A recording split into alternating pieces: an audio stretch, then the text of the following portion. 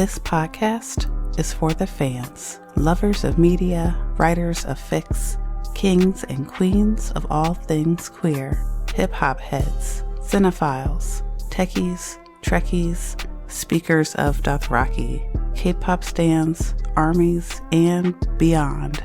Tell me, what brings you joy? Standing While Black is a weekly podcast discussing Black experiences in fandom. Let's geek out together. Thank you so much for checking out the first episode of Standing While Black. I'm your host, Ashley Briggs, and I'm a lifelong fangirl, as well as a writer, producer, editor, and now a podcast host. Fandom has been a part of my life for as long as I can remember. As a glasses-wearing, tall but not athletic, socially awkward blurred from the Midwest, I've found comfort, community, inspiration, and joy through fandom, and I know there are more stories like mine out there. I want to find those stories, to explore the universal and the specific. My goal is to create a safe space for Black fans from any fandom, because Black people bring so much joy to the world, and we deserve to feel that same joy too. I'm so excited to kick off season 1 of Standing While Black with a conversation I was fortunate enough to have with writer, producer, cosplayer, and all-around delightful human being, Sam Mbatha. I hope you enjoy our chat about convention culture, cosplay, and creativity. Let's get into it.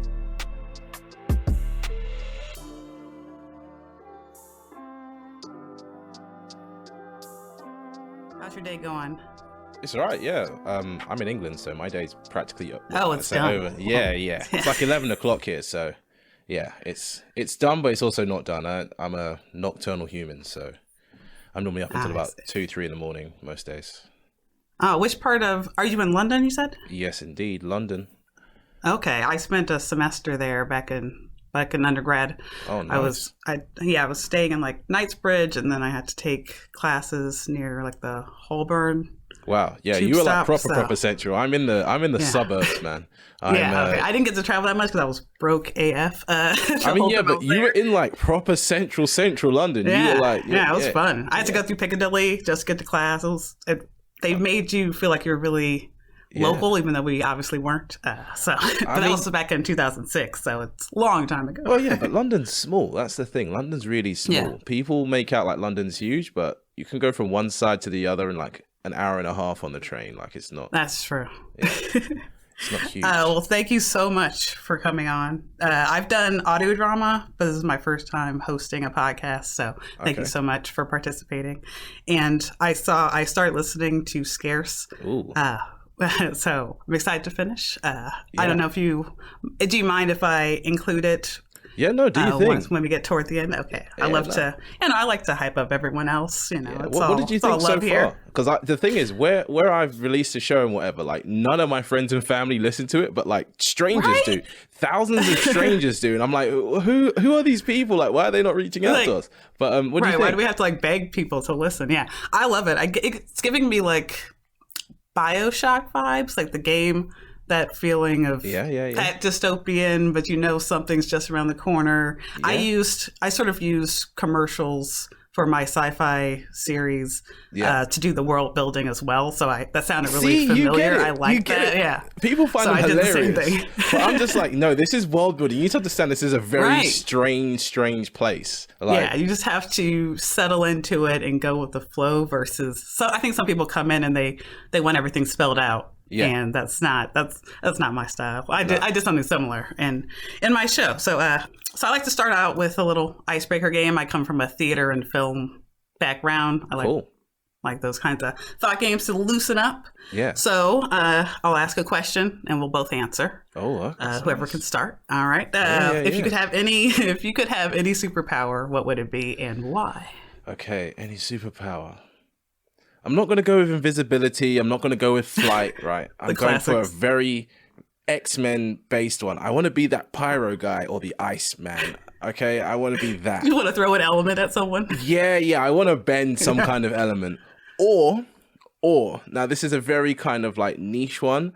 I want to be able to manipulate non-organic materials. So I want to be able to like move metal or move brick.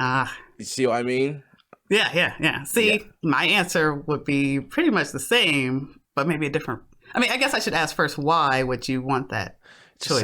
Sounds cool. I know what my why is. You could just it just sounds cool. You could just pull up on the go and be like, oh, what? You want a MacBook? You know what I mean? I made a MacBook. Oh, what? Your phone's broken? You know what I mean? Like I feel like the potentials to impress people is quite high. But then for me personally, I feel like it would just be cool to like, I don't have to use doors anymore. I can just go like, do you know what I mean? Exactly. Open up the wall, walk through and close that bitch back. I'm good to go. See, I would also choose telekinesis for me, but more not to impress others, but because I'm generally lazy. I like to think that I'm efficient. So I want to get from point A to point B, but just laziness. So I don't have to move around as much. You know, growing up, I didn't like to look for the remote control for the TVs. You know, I wanted it right next to me. So if I have telekinesis, I can just bring things to me, but also, you know, the control level. Maybe as an anxious person, I like to have that. I would have a power where I get to control things around me. Okay. Which that would be helpful. Now I couldn't change the panoramic with that power, but I could make other people slap on masks and they would all just be on faces. It'll be a lot could just easier. make the COVID particles just go around you. I was going to ask first, before like we get like deep into the conversation and I get like relaxed. Can you swear on this, or is there no swearing? Like, is this like a family? Oh, you can. Okay, I don't. Great. Yeah. Let me get them out no now. problem. Fuck, shit. No, I'm joking. Yeah. God damn it. Okay, cool. All right. Your number one topic that you selected was the culture of cosplay and conventions. So could you tell me a little bit about how you got into that fandom or your history with either conventions or cosplay or both? So as a kid, I always liked comics, kind of influenced by my uncles. They've loved comics from the 60s all till now. So as a kid, you know, grew up loving comics, and the X-Men film started coming out when I was a kid. So going to the cinema, seeing all these things, like, damn, those costumes are cool. Then everybody else kind of cottoned on to comic books growing up and it became cool and whatever. And I was like, that's great. I was like, I want to go deeper into the fandom now when I hit my teenage years. And so my uncle was always like, we should go Comic-Con, right? Bearing in mind, back then, you don't know what's happening around the corner from you or whatever, because the internet wasn't a big deal. So we're thinking we have to go to, you know, LA or whatever. Then we found out there's Comic-Con here in London, in England. So from there, over the years, we always like, oh, we should go. And then it always fell on bank holiday. Everyone was busy, But one year we were like, this year, like in January at Christmas around the dinner table, we were like, we're going to Comic-Con. So we went, right? And I've never felt so at home, but at the same time, so weirded out in a good way. And after that, me and my sister were like, next year we're cosplaying. Like, we have to. And it's like, we're not going to do that whole, just, you know, pick a character and be that character. It's like, we're going to cosplay and we're going to be black, like comic book characters, or like, you know, someone black, right? So my sister went as Storm, like the OG version of Storm with the kind of black costume. Not the 90s version. She went as that the year after. And I went as a Fortnite skin, because I was like, where are there black men in, you know, comic book, or shall we say nerd geek culture that look like me? You know what I mean? Kind of like short hair, beard. Like, I need that. And I was like, oh, damn, I'm playing Fortnite. So I'm going to go as this Fortnite skin. I made, I don't know if you're familiar with Fortnite, but they have like a map thing. Bit. Yeah, so they have this map thing they pull out. It's like a blue kind of holographic type thing, and they hold a pencil. They have backpacks and boots, and they have an axe to, you know, slay down materials. So I was like, cool, I'm going to go for when he's got the map thing out and the pencil. So I made the little map. I spent a lot of time looking at it in game and online, and I made it, got the costume as accurately as I can. It was basically just army fatigues, long boots, you know, and then throw a backpack on, because they have backpacks in that game, and that's how it goes. So I get there, and I'm, you know, I have to hold this thing all day, and I've got my pencil in my hand, and people are probably looking like, is he from Fortnite? I don't know. And it was, for the first few hours, I felt really, really weird. I was like, damn, no one knows who I am. Everyone knows who my sister is, because it's like, you know, black lady with white hair, probably Storm. But people, oh, what? I was like, oh, I'm a Fortnite. Oh, okay, yeah. And then it all came together perfectly. I was walking down through the aisles, doing my shopping, just buying, you know, regular nerd shit, as you do. And I saw from far away, like one of the battle pass skins from that battle pass, this guy with a big helmet on, and the lady had like a unicorn pickaxe. I was like, you guys are from Fortnite. And they looked at me like, you're from Fortnite. And then we all came together and we were like freaking out together, right? Like, oh my God, I haven't seen anyone else in the same cosplay as me. Like, well, not the same, but do you know what I mean? From the same game. I'm like, oh my God, this is amazing. It's like, you get it, I get it. We were having a moment. And then all of a sudden, out of nowhere, a whole bunch of kids came and were like, oh my God, they're all from Fortnite. We were like, yes. Do you know what I mean? Like, this is our moment. I didn't go there expecting that, but like it nearly brought a tear to my eye. These kids were like over the moon. They're like, oh, he has the map thing. She has the pickaxe. He has the blaster gun thing. And we like gave them all like the different props we had and kept like mixing it around and taking loads of pictures. And I was like, wow, I've made some kids' day. Like, because in their head, these type of things only exist in the computer screen. I brought it into the real world. I was thinking, I don't know. I'm probably there on some, middle-aged woman's Facebook. He's like, oh, look, Jerry and Jimmy had a great day. These guys really made their day. It's Fortnite, blah, blah. I was like, wow. And from there, I was hooked, right? I was like, next Comic-Con, I'm going again. I'm still repping the black side, right? And I thought... Did you have to elaborate on the costume and, go a little deeper with the effort put into the design? Because, if you're going back, you got to go big, right? Well, I went big on this one, though. Like, on the first one, I got it, like, accurate. I had like everything going the right way mostly. So I was there for the whole year. I was like, cool, I've got 9 months to make something. I was thinking I can go Green Lantern, I can do this, I can do that. And I was like, no, I want something that's like personal to me, unique to me, something that I like. Then Jordan Peele dropped Us, and I was like, okay, I can work with this. Like, I'm gonna have to have my toes out all day, but it doesn't matter because that is what I'm going for. I'm going for that. So I got the red jumpsuit, got my mum to like hike up the legs and cut them so it was like the same kind of like, jack up height they had. Did that shit up. Let my beard grow proper long and horrible, but then shaved my head like how it normally is. And I was like, I've got this spot on. Like, I had the fucking sandals on too. I was like, doesn't matter, I can have my toes out all day. Doesn't matter, I got pretty feet. Dedication. It's cool. Yeah, it's all right, I got pretty feet. First thing when we dropped, I had to wear my costume. I was coming from a hotel. So I wore my costume from the hotel to the event space, and I was meeting my uncle, my sister in the car park.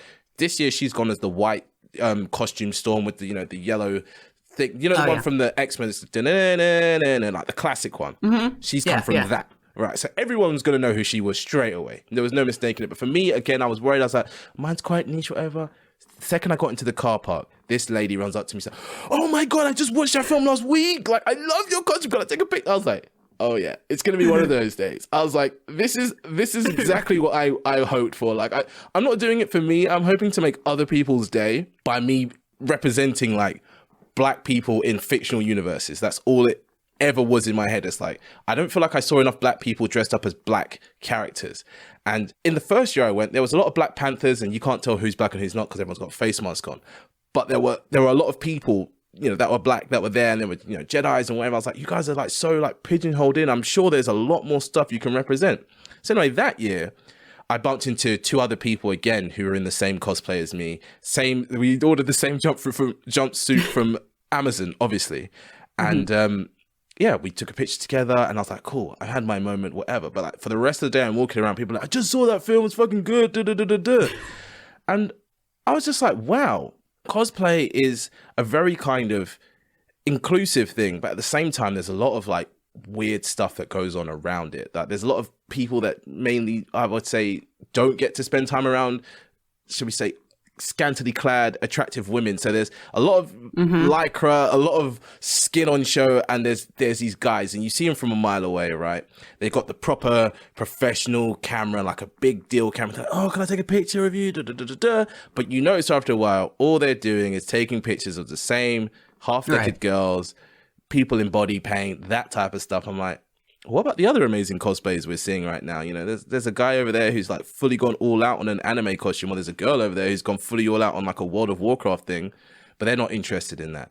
And so I'd say as a black person, the main struggle I've had is that people will see what, like, oh, this guy's in cosplay, but they either won't know what it is, or they'll assume that I'm just making it up or whatever it is. And then if they do know, they freak out because it's like, wow, like it's really accurate. It's really, really accurate. And I'm like, I mean, I don't really look like the guy. I'm just black. Like, I'm just black. Right, this is enough for you? This is the bar? This is doing it for you? Because at Comic-Con, you always get, it's a given you're going to see at least 20 Harlequins and 20 Jokers. Now, if they're coupled up together, that's great, but there's always those going around. You're going to see a few Jedis, a lot of Stormtroopers. You're going to see your Supermans with all the fake muscles. But then you get to the people that have spent the time, money, and effort.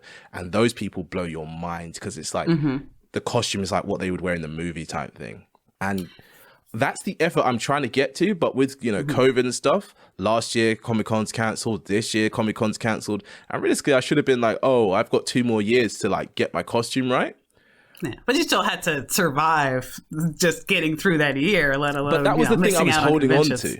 That was the true. thing I was holding on to was like, oh, Comic-Con will come again. So, I mean, at the moment, I'm in a kind of awkward place because I want to do Green Lantern, but for that, I need to put on a lot of muscle. I need to also figure out if I'm going to make the costume or buy a costume. I feel like some of the costumes you can buy are a bit shit, but if I get one made by like a seamstress or whatever, it's going to fit me perfectly and all this kind of stuff. So I'm in between the kind of the two with that. But yeah, I feel like Comic-Con is becoming a more black friendly space, whereas before I guess it was just like a white male space. But I mean, I don't say this in like a rude way, but like I don't want the politically correct police to end up policing Comic-Con of, oh, you can't do that, you can do. I really don't want that because it's like it feels fine. Bear in mind, I'm a black man, so people are looking at me like, oh, he's the danger if anything. But they just need to work on getting the creepy people like policed. That's it. They don't need to be like, oh, let's be more inclusive. Da da da da. It's already an inclusive space. I don't want to see that forced diversity quota in that space because it's not naturally there yet. But there are more black characters coming out. There are more black. There was a lot of Miles Morales' the year that Into the Spider-Verse came out.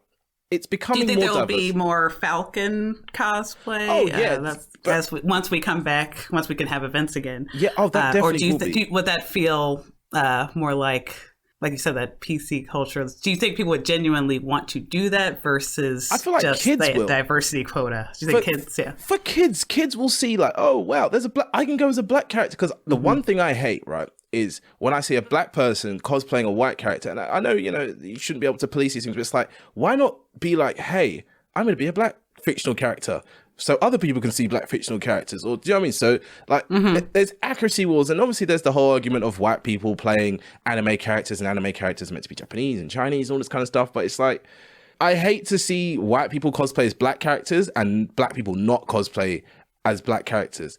But you can do what you want to do, right? But you now have the option to be a black character. Yes, it's limited at the moment, but I'm saying over the next 10, 15 years, that is going to expand. So many Luke Cages the first year I went, which was easy to tell. If you're a bit of a ripped black guy, you just wear a ripped white vest and you're suddenly Luke Cage. It's pretty much done, yeah. It's simple. So yeah, I think I'll see a lot more Falcons. There was a lot of Black Panthers and Killmongers, but there were people that were doing the comic book Killmonger, which was nice. And then the next year, there was people doing like, the Michael B. Jordan Killmonger because they're like, oh, I got some dreads. Do you know what I mean? I can put this shit together. So there was a lot of that. There was a few people being like the Wakandan soldiers and stuff. So it's expanding, but at the same time, I feel like the forced diversity will come from the fact that now it's always like they're trying to cram a black character in everywhere. Like even Watchmen, the main character was a black lady. And I was like, cool, that's nice. But I was like, where's the black guy? Like, where's the Asian guy? Where's the Asian girl? Where's the natural kind of openness of diversity? Like, they always try to double down on diversity. So it'd be like, woman of color. Okay, cool. It's like checked off the list. Done. Yeah. Done. It's like, I don't think that's enough. And I don't think that feels genuine, Mm-hmm. Now, you did mention Black Panther, and we've all seen it, I feel like that was a requirement for all Black folks to go and see at least once in theaters when we have the chance. Question 1, who was right? Would you say T'Challa or Killmonger? Who had the morally right argument? Personally, I could hear what Killmonger was saying. I could hear what T'Challa was saying. The main problem is, why didn't they unify together, right? And push both agendas? So, claim back your stuff, take care of the people. and just do a nice healthy mix of that. It's either or, and I was kind of like I was drawn between the two because it's like, okay, cool. If you know comic book Wakanda, them guys are up. Do you know what I mean? They make shields for Captain America. They make a whole bunch of stuff. They are the main supplier of like vibranium. It's all good over there. It's like the future. Everybody goes to Wakanda. It's like, oh my god, this place is sick. Comic book versus movie Wakanda made it seem like they had all these internal politics and this, that, and the third. And it's accurate, but at the same time, they made Killmonger seem like he was like the worst of the worst. Every villain has an element of relatability in them. And so I'm going to answer it by saying I'm with T'Challa, but I feel Killmonger's vibe. He said it. He had a lot of quotables there. Do you know what I mean? He had some points. He made a few points there. Yeah, at the time, after seeing it, I was very team Killmonger. Yeah. I think as the years have passed, if there were a way to have a co-kingdom going on, this is what I'm saying. or they could just coexist in Wakanda the way the other tribe that was up in the mountains, I haven't watched in a while. Yeah. If they could kind of coexist, the people with the bear skin things, you know, them buff dudes. If they could live like that, things would be good. Because they were working it out for the longest time. M'Baku was, he was still leading, but still under T'Challa. So I think there are ways to do it without just throwing Killmonger away like that. I'm hoping. I mean, I don't know. I don't want spoilers. I guess I don't know. If he comes how back, would you have spoilers? What do you know? What do you know, Ashley? Tell me. I feel like I heard that that he comes back or that he lived after, like he didn't really die. I want him to come back. True. His main theme, I hope he does. His musical theme was amazing. It's just some guy screaming Killmonger like some high pitched thing. I was like, I was in the cinema like, what the hell is this? That's great. I'm gonna have to rewatch. My son just turned 5 and he's just now getting into superheroes and has enough patience to sit through a movie. We kind of keep things short, but he's starting to actually catch up with Disney and Marvel. And, he had the Black Panther cape before he even saw the movie. Yeah. So I want to make sure he understands it as he grows up, but also really hope he has other options and can find more Black characters that he can look up to in addition to Black Panther. So it's a great start. Yeah. More's coming. I believe it. He's got more people. I don't know if you've seen on Netflix, Jupiter's Legacy. There's a Black guy in there. Yeah. There's a Black lady. Like, do you know what I mean? There's more representation and it's natural representation. And that feels good. But there are still places where it's forced and it makes things a bit awkward for me. Yeah, right. We don't want want to have to keep hearing affirmative action in our entertainment. Like it should just be the character is Black because, and they have an actual reason. Yeah, and he doesn't pull up. He's like, "Hey, brothers and sisters, it's time to fight some crime." We don't need any more Jar Jar Binks types. So, in your experience with conventions, are there any, I guess, life lessons that you've gained or any surprising things that you've learned about yourself or about community in your experiences in conventions? Yeah, I've learned that people care a lot about comics and care a lot about film. And in that, there is the lesson of it's all art at the end of the day, and art resonates with different people differently. But the fact it's resonated with you is something beautiful and you have something to share. So I personally never really was a massive fan of Star Wars, even though I'd seen all of it. But then as I got to Comic-Con and started speaking to people in different booths, they would tell me like, "Oh, have you read this book and that about stuff?" I'm like, "No." They're like, "Yeah, there's loads of books. There's books. There's lots of stuff in it. Like the movies aren't it." And I'm like, "Damn." So it's kind of like Harry Potter, but it's like twofold, as in the films do represent a lot of the storyline, but there's smaller bits and things. And I remember someone was telling me about The Mandalorian before it had come out. I was like, what do you mean? Like, "Oh yeah, Boba Fett and da-da-da." I'm like, he's got a whole story. They're like, of course he's got a storyline. Everyone's got a story. So I've learned that there's not just the upfront facing characters and all the main characters get their backstory. It's like all these side characters in every fandom, in your Marvels, your DCs, they have backstories, and now those backstories are being put out. I also found out more about independent comics and people that just they've got, like, say, an email list of 10,000 people. But those 10,000 people love the hell out of their comic. They buy it every month. They're making a living off this. I'm like, wow. So there's a lot more support, and it's a lot less kind of niche than I thought it was, but it still isn't like mainstream. I feel like everybody went and saw Avengers, everybody went and saw Black Panther, but not many people are going to go see Joker or any of the old Batman films because it's just not for them. And I understand that. But those fandoms, I feel like they're growing, but there's a lot of gatekeepy behavior, which is kind of frustrating because it's like, surely you'd want more people to come into this space for it to grow, that type of thing. But there's a lot of people like, girls don't understand comics. Girls don't understand this. They can't. Why? And it's the same thing that kind of proliferates throughout the kind of, I want to call it nerd geek culture. I don't say this in an offensive way. I'm a self-proclaimed geek and nerd. But it's the same in the gaming community. People just like, girl. It's like, why? What's the difference? The reaction time is slower.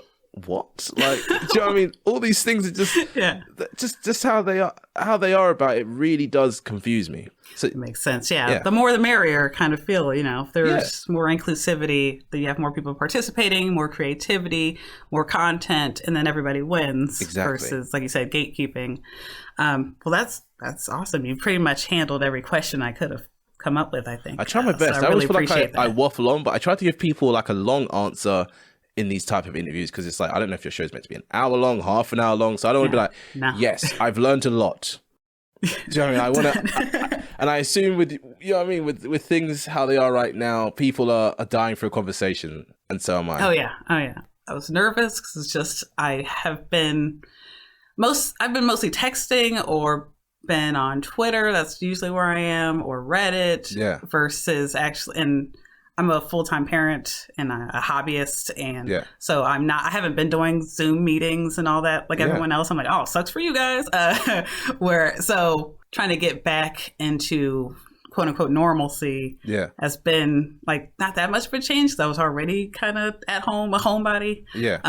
But I'm still new as far as the tech side of trying to do things as a host. With my audio drama time, that was still different. It was remote recording. And I do want to ask you about yours. But I did remote recording, and I could take my time with the editing, and it wasn't about me. I barely played a tiny little part in it because I was like, no, this is I'm focused on these actors and not put myself in it. So that's kind of my challenge right now, is to kind of put myself into my work more and do more nonfiction compared to fiction. So this is a fun challenge as I start post-pandemic life. Fiction stuff takes so much effort, though. That's the problem. People think, oh, I just knock up a script, I record this. Like, no, you write the script, you edit the script, you sit there, you cry, you go, this is terrible. I don't like the ending. Oh, I don't like the middle bit. This scene, especially if it's just all audio focused, like this scene, I'm not getting the right words out. This is too wordy.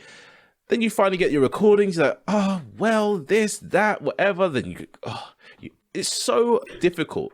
It's so difficult, and it's one of those things where I wish there was more respect for the audio drama field. But all the big Hollywood people are flying over here now, and they're making their things that are going to be made into TV shows. But some of the shows, suck. I heard that's kind of the new lower budget form of pilots now, of just, okay, do an audio drama. If it does good numbers, then we'll greenlight you into a series for visual. That's exactly what I've had. I've been on a lot of panels where people have asked me about it. But, oh, Sam, so you've got a top 10 fiction show.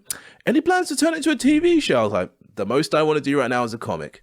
A TV show is a different animal, and I don't think there's enough of the story out there for a TV show to be warranted. And they're like, oh, but half an hour here, half an hour there, season 1 could just be a straight to TV. I was like, that's not how I would like this to work. Like, it would have to be either season 1 is a prequel to the season I've released now, if it was a TV show, or season 1 is a combination of season 1 and season 2, because the pacing for visual is a lot faster than with audio. With audio, I have to spend 5 minutes describing something I could just show you in 1 minute. Right. A character could be the walking down the street. exposition is a job in itself. Exactly. It's so hard when you're first trying to figure out, okay, does this even make sense? You're dropping your audience in versus film where you're kind of that establishing shot and you got the music. And I can show you an exterior. I can have them walking down the street. You can see all the weird, like, nobody's seeing what I'm seeing in my head. But as soon as you said Bioshock, I was like, right, you get it. Because that's what it is. Yeah. It's like an old-timey place that's in the future. But the reason why things have stopped at the level they have is revealed in season 2, but it's don't tell me. I won't. But I'm saying, but it's one of those things where with visual, I could just go, okay, cool. Yeah, they're walking down the street. Make sure that you have this type of shop there, that type of shop there. No one has mobile phones. Everybody has like these big clunky boxes. That's what they're holding. That's their kind of device that they've got. Do you know what I mean? The computers. Nobody's got laptops. Everyone's got a desktop. But to convey that through audio, it's like I have to change the name of a computer to something that's close to a computer, but sounds a little bit older. The sounds have to be different. They can't all be completely modern. This. Yeah. And it's a lot of work. Yeah, I've been there. Yeah, I wrote and produced mine, and yeah, I was like, it's all coming back to me now. I remember the struggle. And then I tried to do a second season with my show, and I tried to write season 2 last year, spent about 6 months, could not get the right idea, struggled, and I was trying to deal with just mental health and trying to stay sane and keep my kids okay. And I was like, you know what? I wrote to my cast, like, okay, maybe a time will come, but not today. So I'm just going to let this go and work and let it come to me later. So maybe I'll do audio drama in the future again. I don't know. But I did want to ask, as far as with Scares, how'd you get the idea, or what was the inspiration? Did you just wake up one day and say, I'm going to do an audio drama, or were you already working in audio dramas? So I wanted to work in podcasting, right? And I was like, yeah, I'm going to apply for jobs at the BBC. I'm going to do this. I'm going to do that. And then I was kind of like, fuck that. Like, I'm going to go ask someone to like, let me work on their stuff that I don't want to work on. I was like, I'm just going to start my own thing. I'm just going to make my own thing. And I was like, actually, I'm going to make it a company. I'm going to work for myself. And I was like, I need a portfolio. And all these thoughts are coming to me over the course of about a year. I was like, I need a portfolio. What would my portfolio be? I don't want to make a podcast like that's just like me sat there talking. I want to do something that uses all my skills, music, creatively, acting wise. I want to do that. You know what I mean? I want to try to put as much stuff as I can into one product. And I was like, cool, I'm going to have an audio drama. And I have all the time, I have the most lit dreams in the world. All the time. My dreams are insane. Sometimes they involve my friends, other times they involve celebrities. My dreams are insanely mad. So I was like, see, that's great for creativity. I smoke too much weed. I don't remember my dreams. Oh, that's the But worst. I wish I did, because I'm sure they're insane. Yeah. So I have these insane dreams. And I was like, cool, I'm going to just start noting down parts of the dream. I'm sure something will come to me that will be interesting. Then one night, it was like, I was in the world of Scares. And I was like, where the fuck am I? What is this? So I'm walking around. I'm trying to like, I also lucid dream sometimes. So this was a lucid dream. I was walking around. I was like, who can I talk to figure out what's going on here? And then I just was like looking around, paying attention. I was thinking to myself in the dream, I was like, when I wake up, I need to write down the premise of where I was. And hopefully I can go back there in a later dream. Wrote down the premise. Awesome. I was like, I wrote down the premise. It's like, world seemed dystopian. Shit seemed normal, but shit seemed a bit weird. No one had money. Everything was credits. And I have that doc somewhere in my notes. And I was just like, I have to build this out. I want to make this an audio drama. And then a couple of weeks later, had another dream. And that was literally the whole dream was just the pilot. But it was like, the way the pilot turned out was that would be like 10 minutes in a TV show. Whereas it ended up being, 10 minutes just audio drama. But it's that type of thing where I was like, right, I was thinking in the dream, like, I'm not going to remember all of this. No way am I going to remember all of this. But I'm going to try when I wake up. Wrote it down. And then from there, over the course of the next 3-4 months, kept dreaming it. And the story kept developing. And then when it got to the end, I was like, damn, that's a lot of stuff. So I had like these massive documents of just writing down what I remembered from the dreams. And luckily, that's about 2-3 seasons worth of content. Yeah. It's like your subconscious gave you a little jigsaw puzzle. Well, not little, but a huge puzzle to piece together and make it make sense. But yeah. And there's a theme through the story. The theme is a theme of like self-discovery, overcoming the powers that be, very basic level stuff. But the main character, Kinga, she goes on a journey, and that journey is very clear. And throughout the 2-3 seasons, obviously season 1's completely finished, completely done. But over the course of seasons 2 and 3, there's natural character development.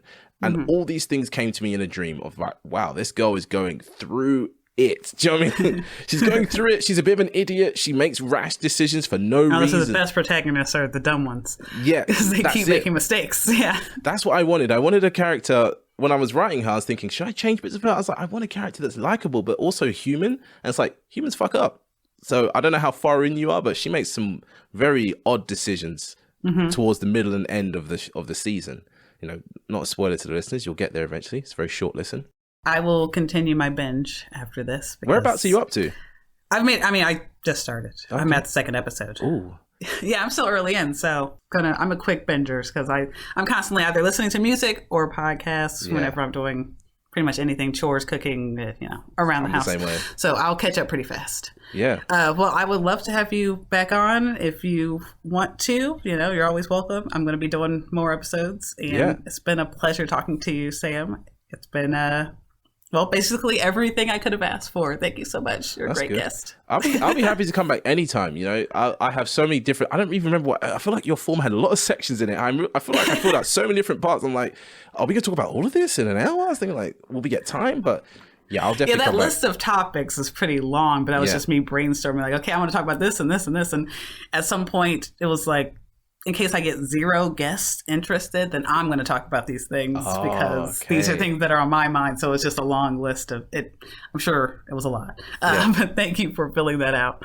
And do you want to give any shout outs or promote anything? I know I've talked about your audio drama. Where can we find it? You can find my audio drama in any good podcast player. If you just go in there and search the word Scarce, SCARCE, you'll see a little artwork of a yellow kind of robot looking thing with the word Scarce at the top. That's us. Or if you're really, really lazy and you don't want to type that much in, just go on www.stringcastmedia.com/Scarce. You can listen to the whole show there. And that's about it. Do I have anything else to promote? No, do good things. Kiss your mother. Hug her. Love her. That's it. And you did mention your hopes for a comic. Are you going to finish out the series and then maybe adapt it? Are you thinking? Or is that just kind of one of those dreams you had? So there is a visual element to it that exists only in my head. But I feel like when people are listening to it, they are envisioning whoever they're envisioning. So the comic, I feel like, would come after I've exhausted the material that I've got now for audio-based work. So once seasons 2 and 3 are done, it's like, cool, let's bring out a comic and see what goes from there. But the comic would be like a lot more condensed, or it would be like a prequel or a sequel. It wouldn't be per se the content that's there at the moment, because it's like with certain things, especially where there's no visual element, I haven't drawn in the characters. I want people to be able to envision the characters in whatever race, right. Height, look, whatever. But if I lock it in and go, no, this is a white person, this is now a blue man, this person is purple, it ruins it. But going forward, I will have some kind of short comic, but I'm leaning towards a prequel because there's a story to be told about why things are the way they are in that world. And I feel like a comic would be a nice way to do that. Awesome. And then maybe in the future, you'll go to a convention and you will see someone cosplaying as not Kinga, because maybe if it's a prequel, it'll be a completely different character. Who knows? But I'm going to wish you well. I hope it all goes well. I can't wait to finish listening to season 1. Yeah. And I hope everyone else listens too. Oh, yeah. I mean, listeners, thank you for listening to Standing While Black. That's the name of the show, right? Yeah. Thank you for listening to Standing While Black. Do you want me to do any drops or anything? Do you want me to say anything special so you can put it in the intro? Oh man, that's great. I don't have anything for that, but thanks for offering. I should come up with something for the next guest. Yeah. Try get like a radio. You get it? So that okay. Yeah. I mean, if you ever come up with one, you're let me know. listening to Standing While Black. Yeah, I can do it. I've got a nice British accent, but you're listening to Standing While Black, the best podcast for the Afro diaspora. There you go. Throw that in there. Perfect. You can get that's our trailer done. Thank you so much for talking with me, Sam. It's been a pleasure.